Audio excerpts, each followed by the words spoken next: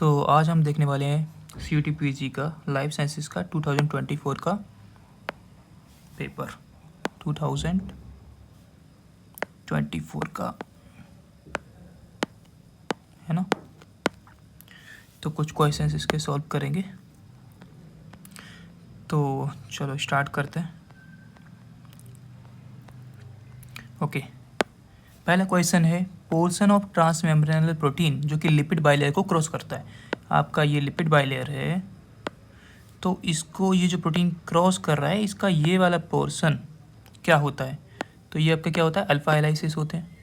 ठीक है, alpha हेलाइसिस cross कर पाते हैं क्योंकि देखो लिपिड मेम्ब्रेन आपकी हाइड्रोफोबिक होती है, तो अल्फ़ा हेलाइसिस में आपके हाइड्रोफोबिक अमाइनो एसिड मिल जाते हैं जो कि क्रॉस करने में हेल्प करते हैं।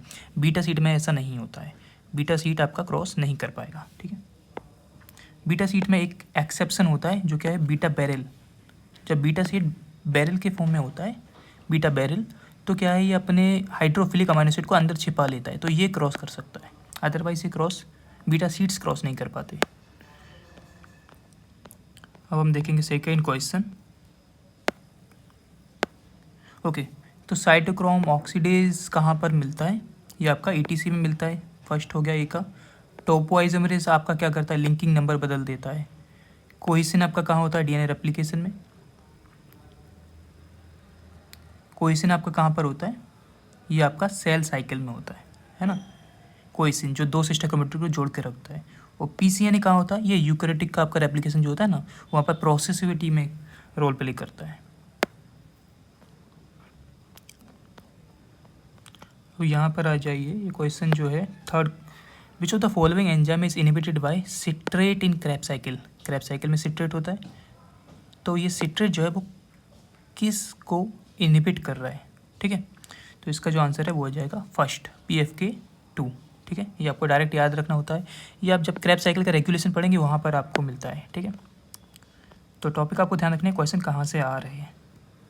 फिर एक क्वेश्चन प्रोलीन से, ये अमाइनो एसिड से क्वेश्चन है प्रोलीन के बारे में। आप सभी जानते होंगे प्रोलीन क्या है? डिस्टेबलाइज करता है अल्फा हेलिक्स को। अब प्रोलीन, इसका नाम क्या है? प्रोलीन, मतलब प्रो लाइन है, बट इसका फितरत क्या है? लाइन को प्रो नहीं बना रहा, लाइन को तोड़ रहा है। ये एक्चुअली में अल्फा हेलिक्स को डिस्टेबलाइज कर रहा है।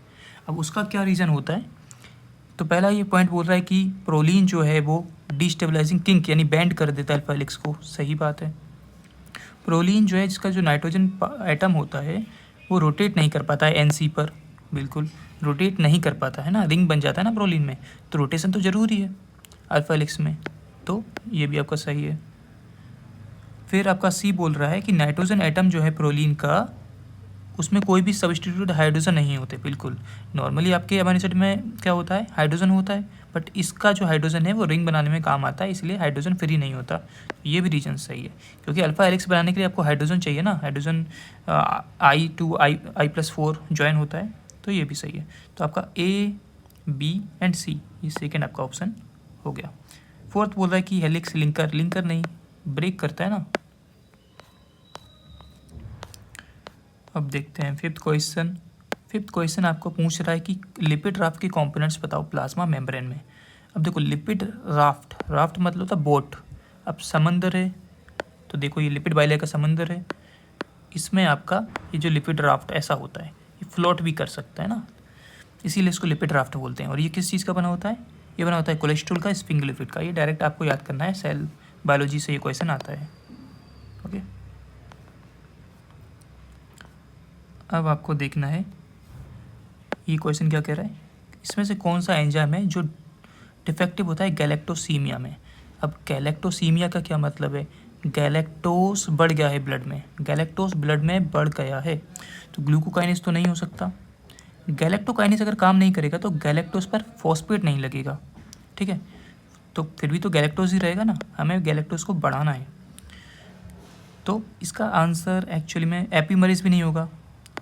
एपीमरीज तो उसका जो है ग्रुप को यहाँ से वहाँ चेंज कर देगा, बट वो नहीं होगा।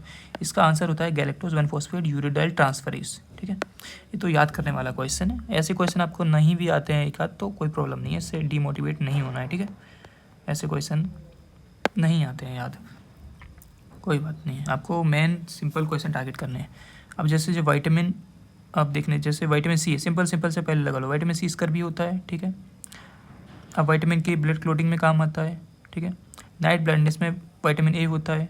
अब बचा विटामिन डी जो कि फैट सोल्यूबल विटामिन होता है। अब आपको ये याद होना चाहिए फैट सोल्यूबल जो विटामिन होता है, अब देखो फैट मतलब मोटा, ठीक है। तो मोटा कैसे होता है, अधिक खाने से, तो ए डी ई के ये जो है फैट सोल्यूबल विटामिन होते हैं। अधिक खाने से फैट हो जाता है इंसान। और बी सी ये होता है वाटर सोल्यूबल, ठीक है। फिर आ जाओ आप ये क्वेश्चन पर। अब ये क्वेश्चन कह रहा है कि करेक्ट सीक्वेंस बताना है हमें, तो ये हमें ग्लाइकोलाइसिस को हमें याद होना चाहिए, ठीक है। तो ग्लाइकोलाइसिस में क्या होता है, सबसे पहले ग्लूकोज होता है, ग्लूकोज 6 फॉस्फेट बनता है, फिर फ्रक्टोज 6 फॉस्फेट बनता है। तो पहला ये हो जाएगा, फिर फ्रक्टोज 6 फॉस्फेट पर आपका एक और फॉस्फेट जुड़ता है, फ्रक्टोज 1,6 फॉस्फेट बनता है, ठीक है। फिर लास्ट में आकर पीईपी बनता है जिससे पायरुवेट बनता है, तो थर्ड ये हो जाएगा। फिर लैक्टेट उसके बाद आप बना सकते हैं, ठीक है। तो फोर्थ ये हो जाएगा। आप ऑर्डर चेक कर लीजिए कि आंसर क्या है। अब देखते हैं 9th क्वेश्चन। अब देखो ये भी डायरेक्ट क्वेश्चन आया है, टीसी का एंजाइम पूछ रहा है, ठीक है। तो आपको साइकिल आना चाहिए। तो इसमें हम देखते हैं, इसमें अगर हमें देखना है कि पहला कौन सा होगा दूसरा कौन सा होगा, तो हमें पता है कि ये जो ऑक्सैलो एसीटेट होता है इससे एस्टाइल कोएंजाइम जुड़ता है, ठीक है। तो हमारा क्या बनता है आपका, ये जो है सिट्रेट बनता है ना। फिर ये आइसोसिट्रेट बनता है यहाँ से, ठीक है, आइसोसिट्रेट बनता है। फिर आपका अल्फ़ा कीटोग्लूट्रेट बनता है, ठीक है। अब मैं शॉर्ट में बता देता हूँ, यहाँ पर सक्सिनेट बनेगा, यहाँ फ्यूमेरेट बनेगा, यहाँ मैलेट बनेगा, और मैलेट से फिर ऑक्सैलो एसिटेट बनेगा। अब आपको अगर ये याद है तो आप कैसे कर सकते हैं, देखो अब सिट्रेट से आइसोसिट्रेट बनाने में क्या काम आता है, एकोनाइटिस, ठीक है। फिर आपका यहाँ देखो अल्फ़ा कीटो के पास अल्फ़ा कीटो वाला यहाँ पर होगा, ठीक है। तो पहला तो आपका ये हो गया, फिर अल्फ़ा कीटो वाला आ रहा है तो सेकंड ये हो गया। अब देखो मैलेट कहाँ पर है, मैलेट तो लास्ट में है, मैलेट क्योंकि मैलेट के बाद ही ऑक्सैलो एसिड बन रहा है, तो मैलेट डिहाइड्रोजनेस आपका थर्ड हो जाएगा, और फ्यूमरेज आपका यहाँ पर हो जाएगा, ठीक है, F4 यहाँ से। तो सॉरी मैलेट डिहाइड्रोजनेस फोर्थ है ना, ये थर्ड हो जाएगा, ठीक है। ऐसा ये क्या है, ये लास्ट है मैलेट डिहाइड्रोजनेस। तो ऐसा आप ज़रूरी नहीं एकदम सारा याद हो, आप थोड़ा सोच के आप कर सकते हैं। अब ये जो क्वेश्चन आ गया बोल रहा है कि फ्लोरेसेंट डाई कौन सा नहीं है, तो देखते दिमाग लगाते हैं। एलेक्सा फ्लोर, नाम में ही फ्लोर है, फ्लोरेसेंट होता है, ठीक है। इसमें भी GFP फ्लोरेसेंट है, नाम में ही है, रेड फ्लोरेसेंट प्रोटीन, ये सारे हैं। कौन सा नहीं है, जाइलिन साइनोल, ये नहीं होता है। अरे ये क्या होता है, ये एक ट्रैकिंग डाई होती है।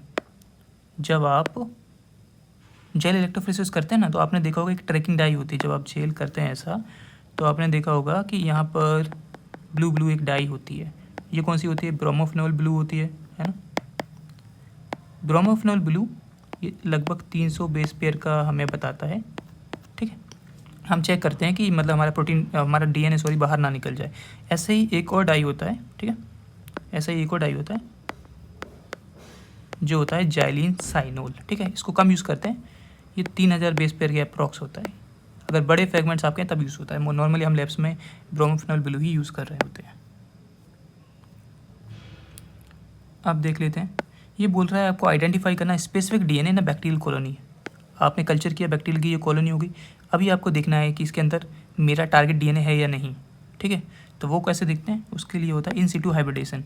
इसका वर्ड का ही मतलब इन सिटू मतलब DNA को बाहर निकालना नहीं है, अंदर जिस जगह है उसी जगह रहने देना है। अब सपोज़ आपको एक DNA का पता लगाना है, सपोज़ आपको रेड DNA का पता लगाना है इसमें है या नहीं है, तो आप एक इसकी कॉम्प्लीमेंट्री DNA दो और इसको सेल को परम्यूल बना के इसमें दे दो। इसमें फ्लोरेसेंट कुछ टैग लगा दो, कुछ फ्लोरेसेंट टैग लगा दो। तो अगर ये DNA कॉम्प्लीमेंट्री हो जाते हैं तो फ्लोरेसेंस आ जाएगा, आपको पता चल जाएगा। अब ये बोल रहा है कि इलेक्ट्रॉन बीम जनरेट कौन करता है CM में, तो आपको इससे समझ में आ गया, आपको माइक्रोस्कोपी पढ़ना होगा ना।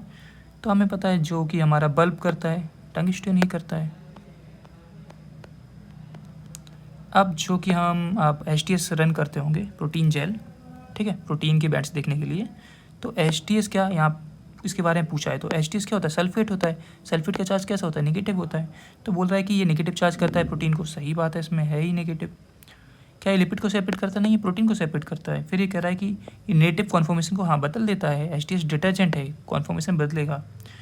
ये बोल रहा है फोर्थ में कि ये डायरेक्ट डीस्टेनिंग करता है। नहीं भाई, आप जब भी एचटीएस रन करते होंगे तो आपने देखा होगा कि आपको पहले कोमासी डाई में रात भर या 5-6 घंटे के लिए स्टेनिंग करना पड़ता है, उसके बाद आप डीस्टेनिंग करते हैं। ठीक है, तो डायरेक्ट डीस्टेनिंग कैसे करेंगे, पहले स्टेन तो करना पड़ेगा ना, तो ये भी नहीं है। ठीक है, तो ए एंड सी इसका आंसर हो गया। अब ये बोल रहा है कि आइसोइलेक्ट्रिक फोकसिंग एक टेक्निक है, डायरेक्ट आपको याद होना चाहिए, पीआई यूज़ करते हैं। ठीक है, आपको टेक्निक्स पढ़ना होगी। अब ये भी टेक्निक्स डायरेक्ट पूछ रहा है। वेस्टर्न ब्लोटिंग क्या करता है, आप प्रोटीन का आइडेंटिफिकेशन करते हैं, जब पहले आप एसटीज कर लेते हैं उस पर आप एंटीबॉडीज डाल के प्रोटीन है या नहीं पहचानते हैं। सदर्न ब्लोटिंग भी सेम है, आप पहले एसटीज पहले आप जेल रन करते हैं डीएनए का, फिर डीएनए का आइडेंटिफाई करते हैं। नॉर्दर्न ब्लोटिंग आरएनए के लिए होता है, और yeast two hybrid system protein protein interaction के लिए होता है, तो डी वाला फोर्थ हो जाता है। ये सारी टेक्निक्स आपको आना चाहिए। अब देख लो 16 क्वेश्चन है पीसीआर, जस्ट पीसीआर के बारे में बोल रहा है। पीसीआर के बारे में मैंने एक शॉर्ट भी डाला हुआ है, कैसे करते हैं पीसीआर। तो ये जो होता है वो होता है ऐसा, ठीक है, डिनेचुरेशन, एनीलिंग एंड एक्सटेंशन, फिर इसी के आप और साइकिल करवा दो। ठीक है, अब आ जाते हैं vertical gel electrophoresis. Vertical gel electrophoresis क्या होता है, आपका एक सिस्टम होता है, सपोज ये बायोरेड का आपका सिस्टम है। ठीक है, आप प्रोटीन जब रन करते हैं तो वो वर्टिकल ही होता है, आप करेंगे तो आप देखेंगे तो वो वर्टिकल होता है। अब इसमें से पूछा है रेडियो एक्टिविटी की यूनिट कौन सी नहीं है। माइली क्यूरी तो होता है, रोइंटशिन भी होता है, ग्रे भी होता है, पास्कल अलग ही समझ में आ रहा है, ये प्रेशर का यूनिट है, तो यही आंसर हो जाएगा आपका। कौन सा नहीं है पूछा था। अब ये पूछा है आपने टेक्निक सेंट्रीफ्यूगेशन में सेंट्रीफ्यूगल फील्ड क्या होता है। अरे जो आपका सेंट्रीफ्यूज होता है ना, ऐसा जो सेंट्रीफ्यूज होता है उसमें आप भी कोई फाल्कन वगैरह रखते हैं तो वो घूमता है। ठीक है, घूमता है, एक एक्सीलरेशन से घूमता है, वो क्या होता है, omega square R, omega square R second. ठीक है, ये जो है ना, ये जी बताता है कि ग्रेविटी से कितना, जो आपकी नॉर्मल ग्रेविटी होती है उससे कितना ज़्यादा फील्ड से वो घूम रहा है। आपके सेंट्रीफ्यूज में दो चीज़ें लिखी होती हैं, एक होता है आरसीएफ और एक होता है आरपीएम। नॉर्मली अपन लोग आरपीएम बोलते हैं, 10 के आरपीएम वगैरह, लेकिन आरपीएम ना अलग अलग सेंट्रीफ्यूज के लिए अलग अलग हो सकता है। सबसे वैलिड यूनिट आरसीएफ होता है। ठीक है, और यहाँ से इसको कन्वर्ट करने के लिए एक फॉर्मूला भी होता है, वो फॉर्मूला भी कई बार सीटी में तो नहीं पूछेंगे बट कोई दूसरे एग्जाम से पूछ लेते हैं। अब ये क्वेश्चन है, इसको मैच करना है तो सिंपल पहले देख लो, आरएनएस एच, एच का मतलब होता है हाइब्रिड, तो ये हाइब्रिड को आरएनए सेपरेट करता है, तो ऐसा आरएनए जो आरएनए डीएनए का हाइब्रिड है, तो ये मिल गया आरएनए डीएनए हेट्रोडुप्लेक्स। ठीक है, तो डी का आपका सेकंड हो गया, डी का आपका सेकंड हो गया। अब इसमें से आप अपना अपना देख लो, DNase1 किसको क्लीव करेगा, सिंगल स्ट्रैंड निक बनाएगा, DNase1 सिंगल स्ट्रैंड निक बनाएगा, ये आप निक लेबलिंग में भी यूज़ होता है DNase1। ठीक है, तो इसका थर्ड हो गया। RNase क्या करेगा, ये RNA को करेगा, DNA को नहीं करेगा, फर्स्ट हो गया, है ना। S1 न्यूक्लियस, अब इसमें बोला न्यूक्लियस, न्यूक्लियस का मतलब तो RNA DNA दोनों होता है, तो ये दोनों को कट करता है ना, तो इसका फोर्थ वाला हो जाएगा, ये वाला।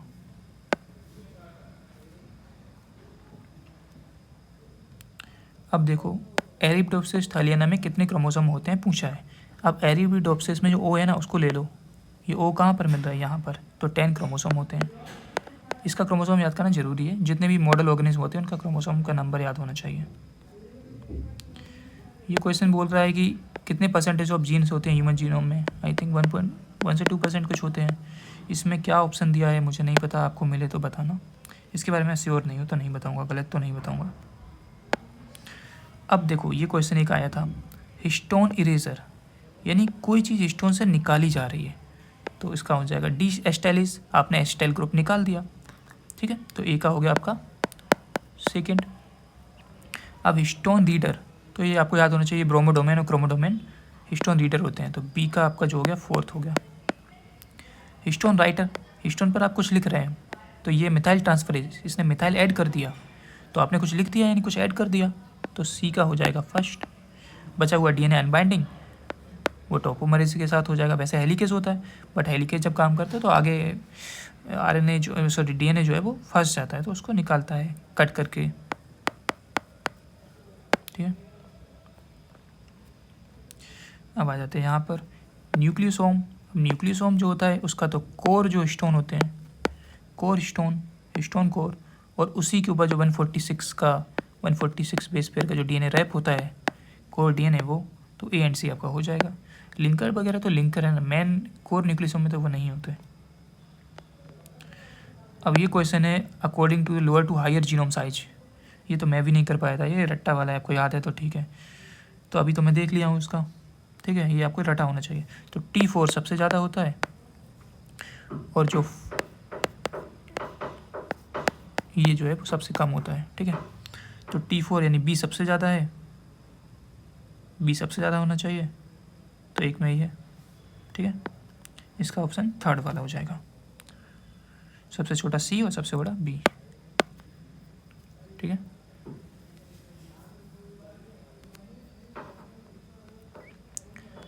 अब आ जाते हैं 26 क्वेश्चन पर।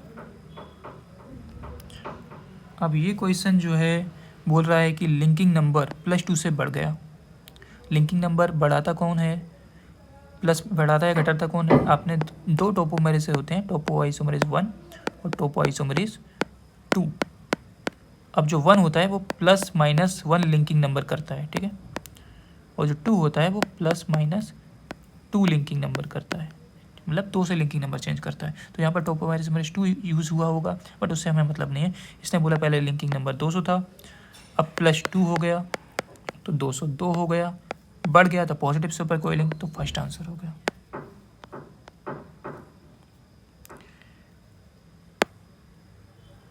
टोपोआइसोमेरेज का फंक्शन पूछा है, मैंने अभी बताया, लिंकिंग नंबर को चेंज करता है, पहले डीएनए को कट मारता है और फिर उसको नेगेटिव या पॉजिटिव सुपर कोइल करता है।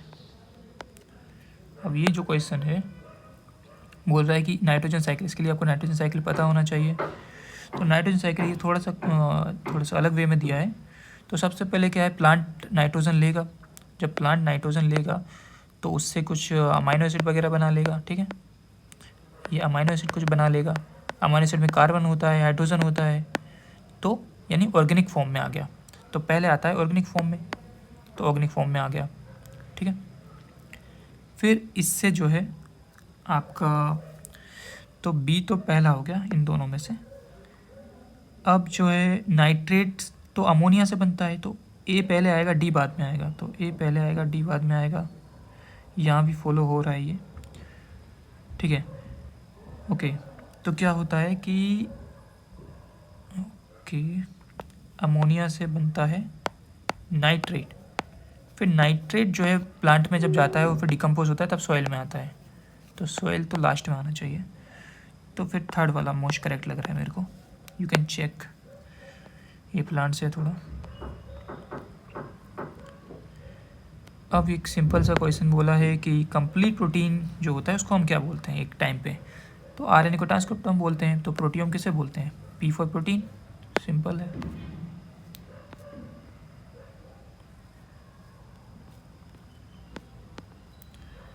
अब रेट्रोवायरस के बारे में बोला है, रेट्रोवायरस एनवेलप्ड वायरस होते हैं, तो हम कैरियर की तरह यूज़ करते हैं उसको, हम उसमें हम कोई भी आरएनए डालकर उसको इन्फेक्ट करा सकते हैं, ट्रांसफेक्शन।